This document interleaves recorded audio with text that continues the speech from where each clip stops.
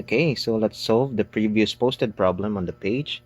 So now this specific type of problem is the commonly mistaken problem on the exam, because you might see it as complicated, but actually it's quite simple.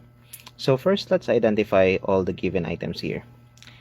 We have total number of employees as 850.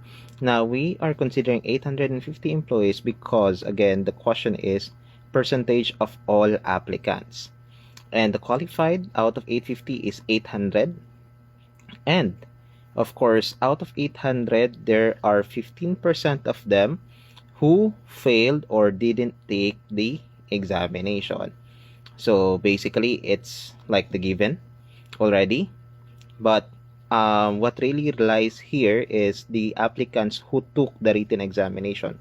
So we will not consider the 15%, but instead the 800 minimum, or the qualified employees, is a total of 100% who can take the examination minus the 15% who wasn't able to take the examination. So basically it's 100% minus 15%. So we are given with a total of 85% out of 800 who took the examination.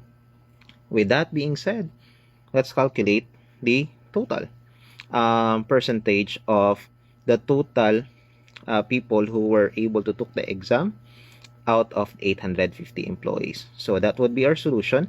850 equals to 800 times 85%. So 800 times 85%, that's 680. Of course, we can simplify it down by dividing 850 on both sides, and we should be able to get 0.8 or 80%. So the correct answer should be letter A. For those who answered A, so good job.